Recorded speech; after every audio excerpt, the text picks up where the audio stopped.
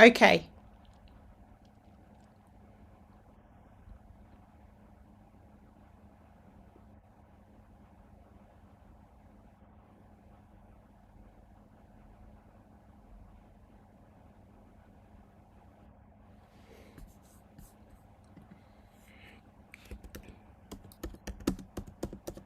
Okay.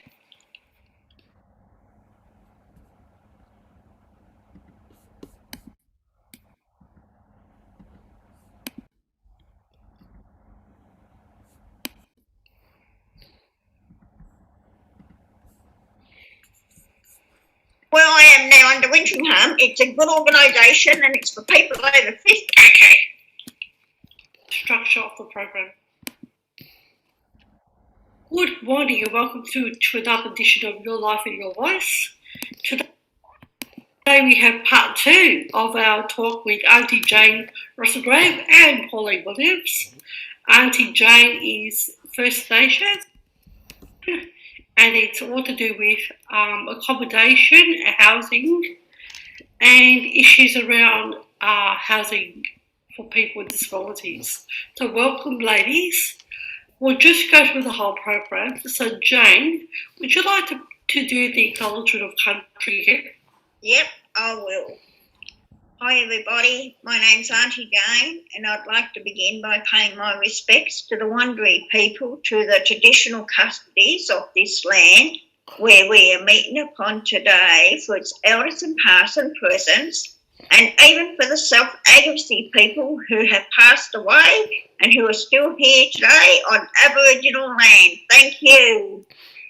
So thank you, Auntie Jane, and thank you, Pauline, for being with us yet again. Pleasure. Program. So we're going to be talking about accommodation. So Pauline, would you like to kick it off? Yeah, happy to. Thanks, Julie. And I guess one of the things that is a big issue is the lack of affordable and accessible housing. And we know that there are a lot of people out there who don't have good housing. And, you know, we can look at, for example, things like the public housing waiting lists to get a bit of an idea of what the numbers are. At the moment, there are 50,000 people on our public housing waiting lists, and a large number of those, of course, are people with a disability. We know that there needs to be more housing stock. The problem and the reason why there's 50,000 people waiting is because there's simply not enough housing stock that is affordable and accessible. And so it's great that governments are looking at, the Victorian government's looking at building another 12,000 units, which is wonderful. But that's kind of just the tip of the iceberg. We know that, you know, they probably should do that every year for 10 years and then maybe we wouldn't have a problem. But it's a good start and we need to do more of that. We need to make sure that the housing we do build is accessible, because people with disabilities need access. They need to, you know, not have steps at the front door, and they need to have good sizes of bathrooms for turning circles and bench heights and all of that. But there have been no building codes that require housing developers to make housing accessible until now. So groups like ours and others have been fighting for years, and there's been an agreement now that the National Building Code will be changed and that building will have to be to a certain standard. We wanted it to be gold level, but they've only agreed to silver level, which isn't quite as high as we wanted, but it's still better than nothing, which is what we've got now. So not immediately, but when the code is changed, it will mean that when, you know, new housing is built, they're thinking ahead. They're thinking, okay, what are people's needs? You know, even if they don't need it to be accessible today, they might in 5 years. So it just makes good sense, doesn't it, to, you know, make sure that housing is accessible. And the other bit, the crucial bit, is affordable. And this is why it's really important that there's more social housing built. You know, we've seen a bit of a decline in the amount of social housing available over the years. You know, when I first started, I remember, you know, the housing wait list was about 18, 20,000, and, you know, it's like more than double that now. Well, that shouldn't happen. Surely as things go on, things get better, not worse. So, yeah, we really need to lift our game as a community. You know, we've all seen more homelessness over the years, that the number of people who are on the streets is growing and just shouldn't be. You know, we saw last year during the pandemic that everybody who was on the streets was housed in hotels for the pandemic. But now suddenly I'm starting to see people homeless again on the streets. Why weren't they all housed? You know, that's a huge problem, that we didn't have the housing ready and waiting for those people to, now that their lives were a lot more secure, to continue that into sustainable housing. And we know that people's lives improve when that housing's available to them, that their health improves, you know, their mental health improves, their ability to get a job improves, or education. So, you know, that's kind of the win-win for all of us if we provide housing, and it's the kind of thing that Amida's been advocating for many years. And I'm going to flip to you now, Auntie Jane, because you can tell your own story about how housing has been a good thing in your life. Yeah, well, when I was in school, the CIUs, they were okay in those days, but we just had to keep, I know one thing that did happen to me when I was in a CIU, which I had a bath one time and I had a fit in the bath. And lucky Lindsay and Mary were there because they pulled me out, but the problem was I got no trouble for it. And I had to go back down to the ward and stay there for another month. I had to, because I had a fit in the bath. And it was because if those two weren't there, I wouldn't be here today. But the Spirit was saying, go and get her out. And I did, and I'm here today, which I'm happy about, you know. Oh, we're all happy about that, Jane. Yeah, but in those CAUs, in those days, we had to always, I remember going down to the side of the town hall, and we had to go and see the staff who was in charge of the CAUs on where we were, to make sure that we were doing the duties that we had at the house there, and that, and to have our CS, what is it called? You know, each 6 months, when we had to do our what do you call it? Like a review? Yeah, we had to do that. And some things that were in my view, I didn't do, but I got in trouble for it. I did. And that was in the 80s, I remember. And then when I was living out towards Frankston Way, I stayed in that place, and it was a private place, for 23 years. We didn't move. We stayed there, and then that's when the rent was about $300, and then it went up to about $600 or $700 before I left. And, you know, I'm not there now. But where I am now under Wintringham, it's a good organisation, and it's for people over 50, and I'm just really glad that I left him right on 50. So just to explain to our viewers, so the housing you're in at the moment is like community housing, is it? It's flat. Yeah. I'm on the second flat. I'm on the second floor, and Wintringham's for people over 50, and there is, on each floor where I am, it's got 8 people on each floor. So there's 24 people altogether here over 50. And the Wintringham, what we do is sometimes we have meetings and we talk about what the complaints are, or that, or we see if we need things fixed up here, which, you know, I've had before done. And even we go on bus trips as well, and we have Christmas lunch and all that. So, you know, and we have recreations as well here, so which is good. So everyone's got their own place. Yeah, we share the laundry. Share a laundry, right. That's and they help organise the repairs and the maintenance and a bit of social support. Yes, which is good. Yeah, and it's good location, close to everything you need. It's better than when I was out at Cranbourne. It is, because it's near Ross House, not far from Ross House. It is, so which is good, and I just love it. I do, and I'll be staying here until I'm in Ashton.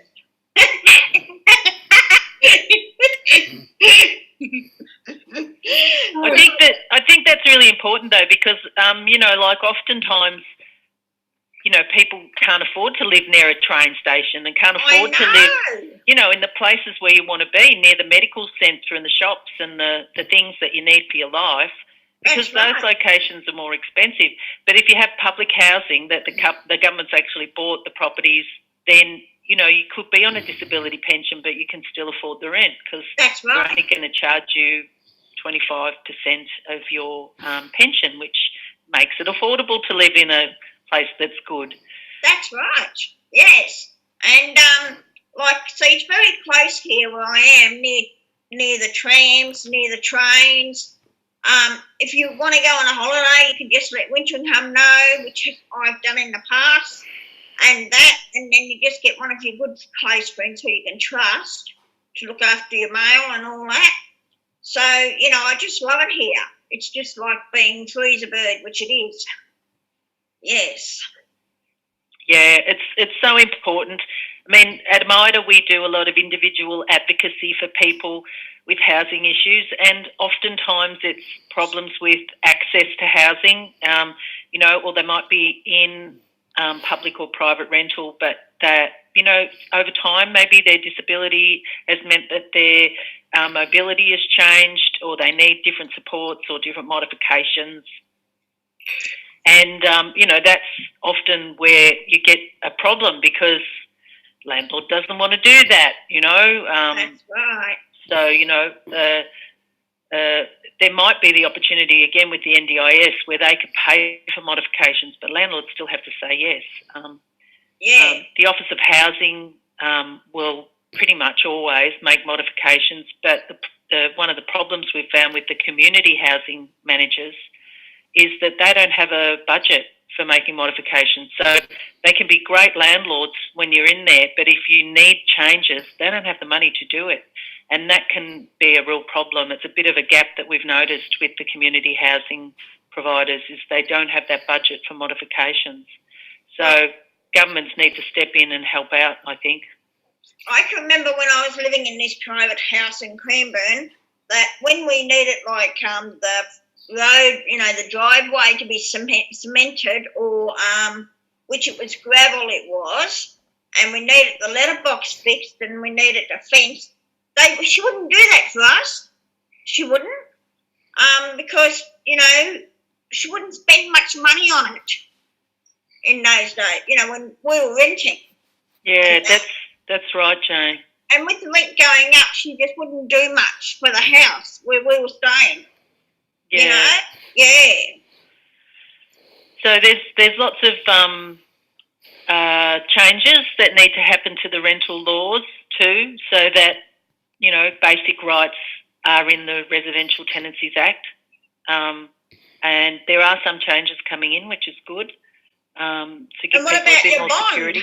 What about the bond? That's right. Because I didn't get my bond back because it was not in then when I left. But with people, if they look after the house and if they make sure the house is well looked after and that, and when they do leave and go somewhere else to live, they should be entitled to get the bond back. And often they are, but they don't know their rights. So one of the things we did was we did a project called Opening Doors, and we've got a website that shows lots of little videos, and they're people's lived experience so that others can learn. If you don't know about these things, someone does know, and they can help you out with their knowledge and their experience. And so we put this website together to share the experiences of people with disability renting so that other people could learn from them. What about that time, Pauline, when you and I went to, not you, but when Gabriel and I went to Colac? Yeah, let's talk about that in a sec, Jane. I can see they've shared the website. So while that's there, I'll just give people a little bit of oversight of what this is. So you can see there's a home page there, and then there's a videos page. On the videos page, you can see a whole lot of different little videos about all different aspects of renting. So we didn't just talk about the nuts and bolts. We didn't just talk about condition reports and applying. We talked about why home is important. We talked about what people's dreams are. We talked about why belongings are important and what people's memories of childhood were and their home, the feeling of home, because all of that's really important. It's not just, the nuts and bolts. It's everything to do with home. Yeah. But you can see on the next page, we do things like applying for a rental place and how you do that.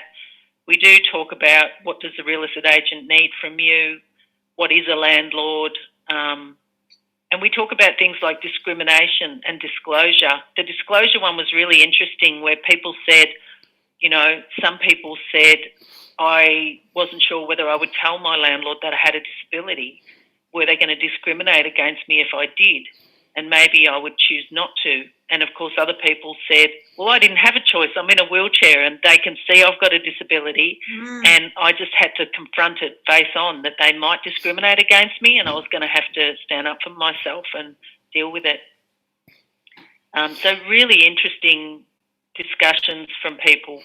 All the stuff about what is a bond, what is a condition report.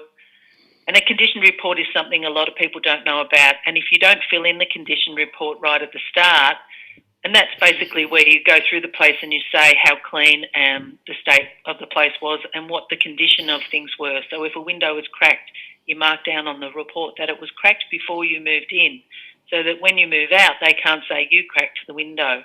No, see, it's on the condition report, already was like that. That way you might get your bond back. How to solve disputes.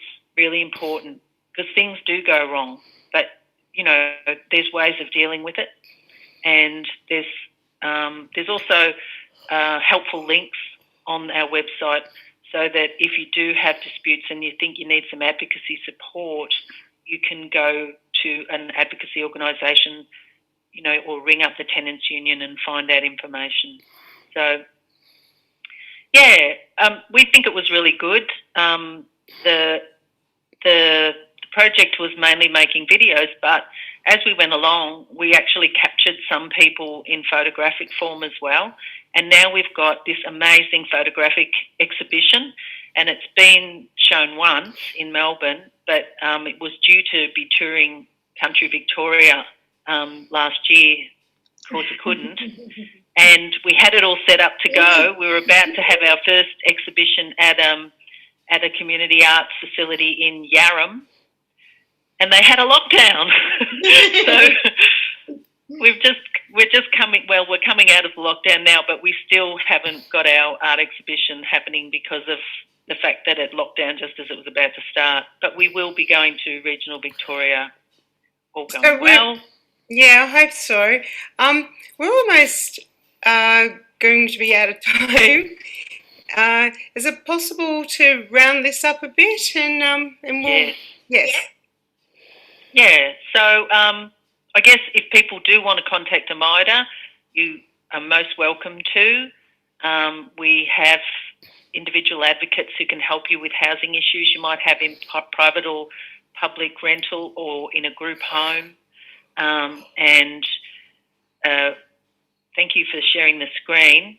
You can see from our webpage that you can contact us. We've got a phone line and we've got email. You're on Facebook too. Yeah, so there's a few ways you can contact us. And while we're not actually in the office at the moment because of lockdown, we are getting all our messages relayed to us. So please feel free to contact Amida if you think you need housing advocacy support. We also provide advocacy support around the NDIS, and we do help people with their housing issues and the NDIS as well. And we have advocates working with people who want to tell their story to the Disability Royal Commission, and the Disability Royal Commission will hear issues around housing as well. So that's also something that you can call us about, and we can support you to tell your story safely to the Royal Commission. So those are some of the ways in which we get involved in helping individuals with housing, but we also try and change things systemically. So we fight for the rights of people to be improved. and we do that through in submissions when there's different reviews, and you can see copies of our submissions on our website.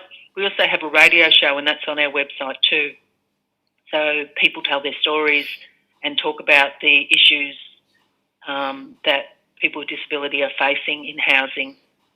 So there you go, there's our details. Thank you for that. I'll just say the phone number is 03 9650 2722, or you can email AMIDA, that's AMIDA, at AMIDA, so amida@amida.org.au.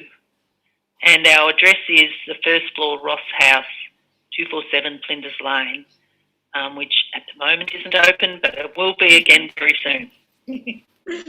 I've just got one comment to end with. And you mentioned, Pauline, of the building code. Yep.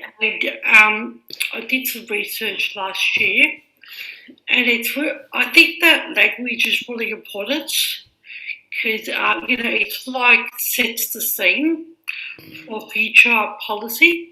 So what's happening now in public policy is we're moving from accessibility, which is primarily disability related, to universal. And with universal, what I love about universal, it covers everyone. So, as we get older, people that have children, have prams, people with walking sticks. So I am really passionate about the universal language. Yeah, it's great. Because it's not identifying anyone. It's everyone. Everyone's best benefit if the universal concepts are adapted in public. Very important, very important. And I think that it's the universal livability standard they've accepted at the civil level. So stay tuned. I hope they do go ahead and change the building code. They've said they will. And it will really, as you say, it will help everyone. So my co-host, do you have any other comments? No, but I really appreciate you joining us, Auntie Jean, Pauline. Thank you so much. Yeah. We may ask you again, if that's okay, to visit us again. Happy to. Thanks for inviting us. Definitely. Thank you so much. Thanks very much for inviting me.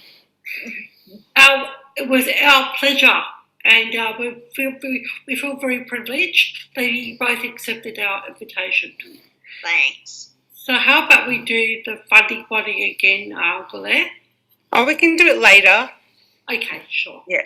Okay, so thank you for your time, and we will see you around the traps. Thank you. Have a great day.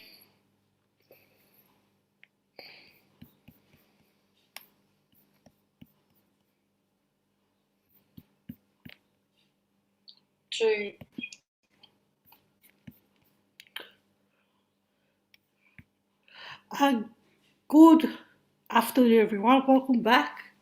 We apologise for our late broadcast today. We had some tech issues, which we have sorted out. I know we spoke about something different earlier on, but do you think we should go to the Opening Doors website and just show a few of those videos, since that's our theme for today? What do you think? I agree. Can I make you a co-host? Can you set that up for me, please? Just give me a few minutes because I can't remember their website. Okay. Let me just look that up. Just give me a few minutes. Oh, So it's just called Open Doors. Opening Doors.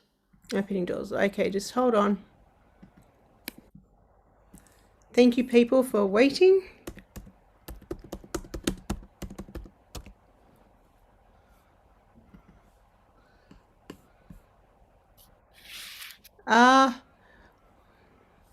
Opening Doors is through who?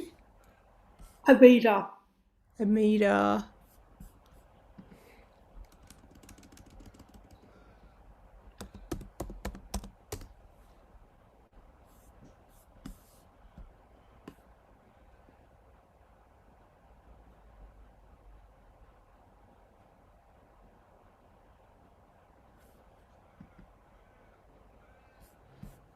Okay, so we're just going to find the videos. Alrighty, yes. So which one should we start off with? I'll leave it up to you. Yeah? Okay, we'll start off with the front page. So what we have here is the Opening Doors website. And there's many videos to watch. There's lived experience, there's childhood places, home, belonging, dream home, looking for somewhere to live. And it continues. So let's look at what they start off with. Our lived experience.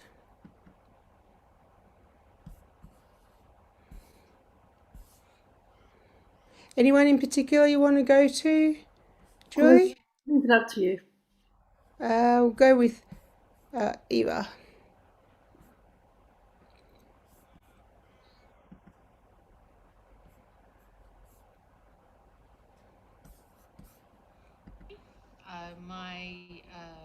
My work, I do lots of stuff. I work at Arts Access Victoria. I manage or I coordinate their award and scholarship programs.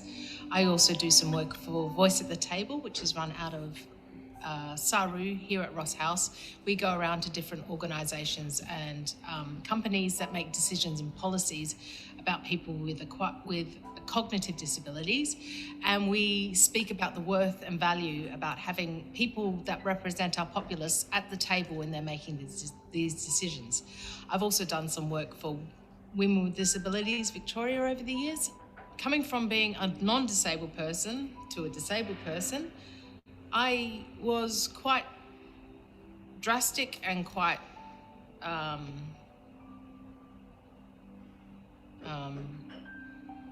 effective, I guess. I used to be a professional dancer and I used to work around Australia, and I also used to work in cabaret shows in Japan. I had come home from my 4th contract to Japan. I was getting ready. I had passed an audition. I was going to go to China and be a pop star, and I was coming home from one of the first rehearsals to that, and I was going home to pick up my costumes to go work dancing in a nightclub.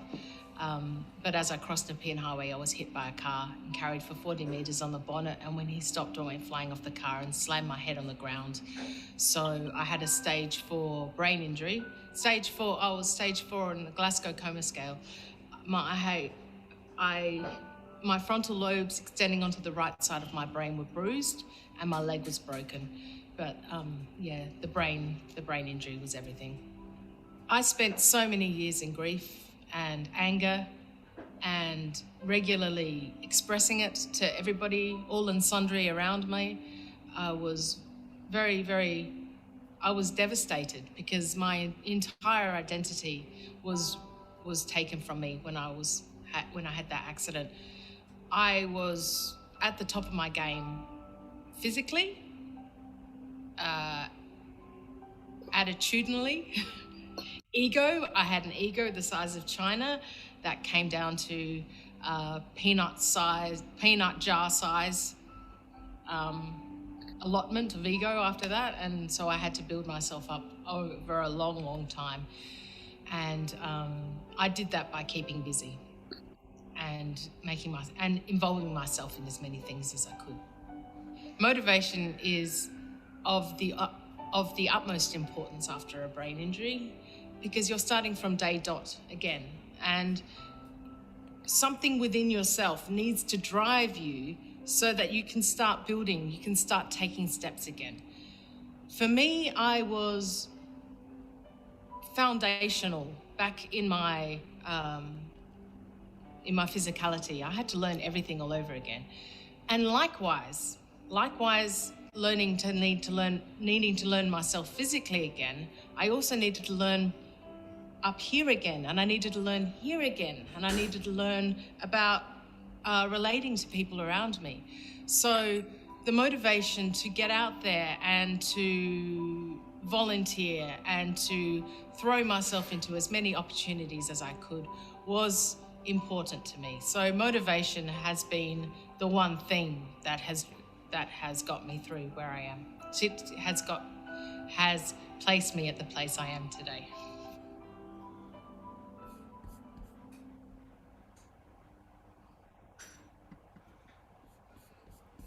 Yes, so that was one video. Any comments or anything you'd like to say by any chance? I know Eva. I don't know her very well, but I do know I've had some conversations with Eva, and I think that she's 100% right in her dissecting why her recovery has been so great. It's been the motivation of, and some of that happens throughout our whole life. I think we had one conversation with her or with someone in Saru that personality and recovery are closely linked. So if you've been a sort of like a very motivated person in your past, and you can replicate that in your future current circumstances, that's really important in life because life is going to happen whether you like it or not. It's how you respond to life and then challenge the life that I put in front of you.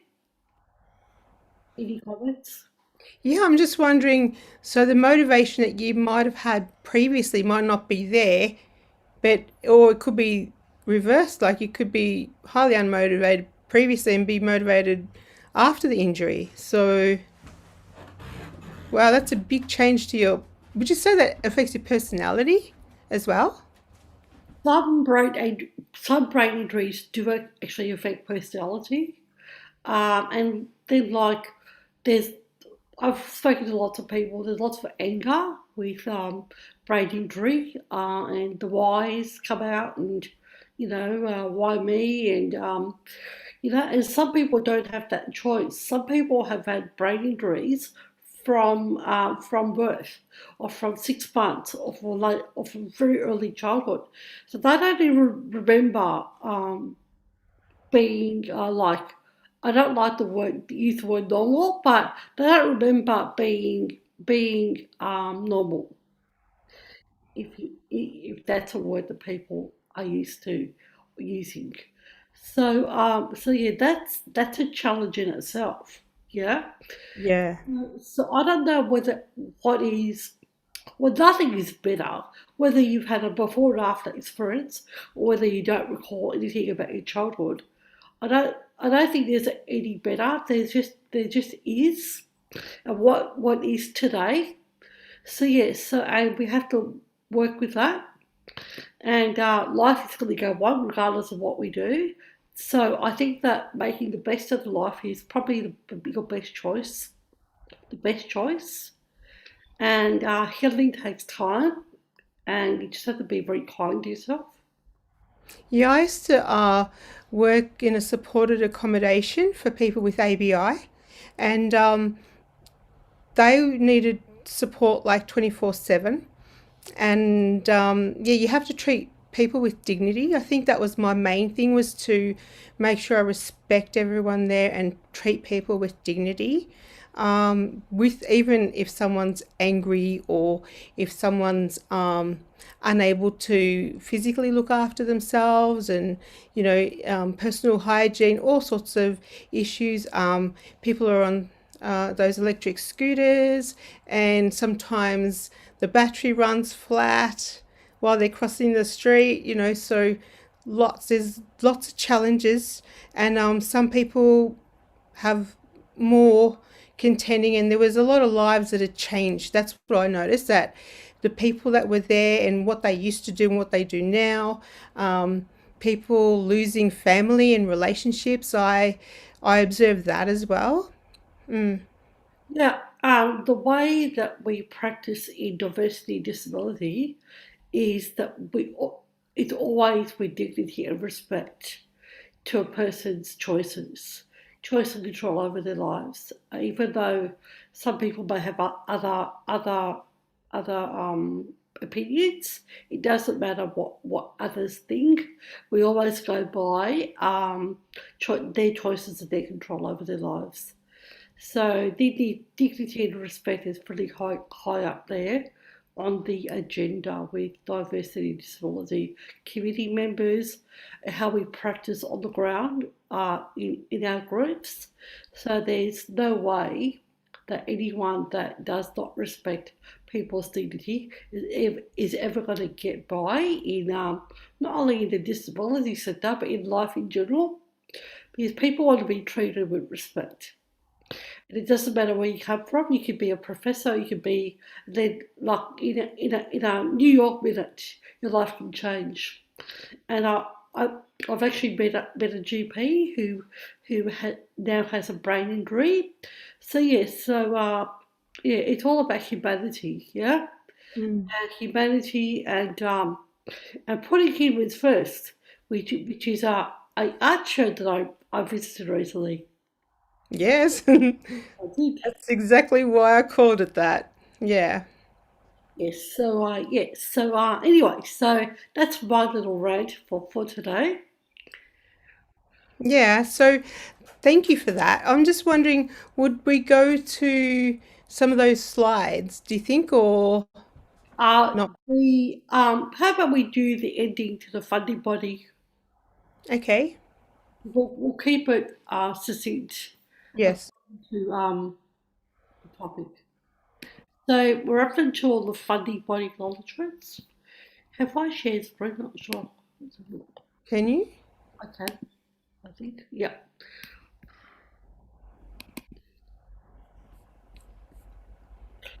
Okay, here's our acknowledgements.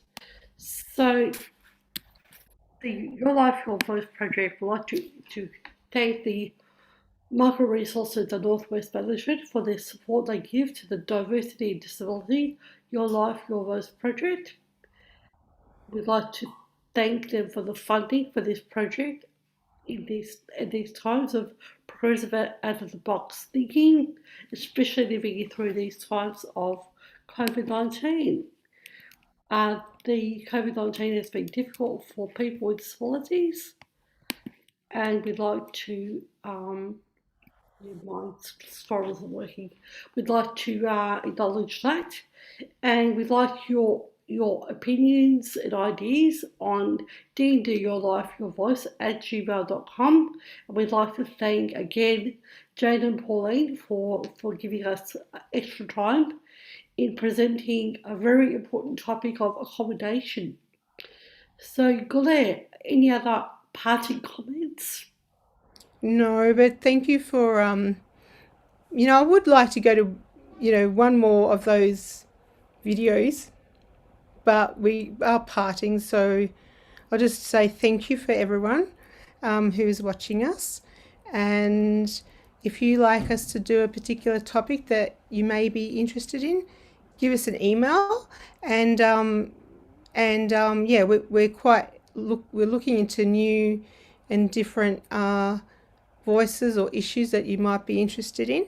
So we're open to listening to that. Have you got the email address up or? It would not scroll down, so Let me see if I can find it. Here we go. So it's I'll just share my screen so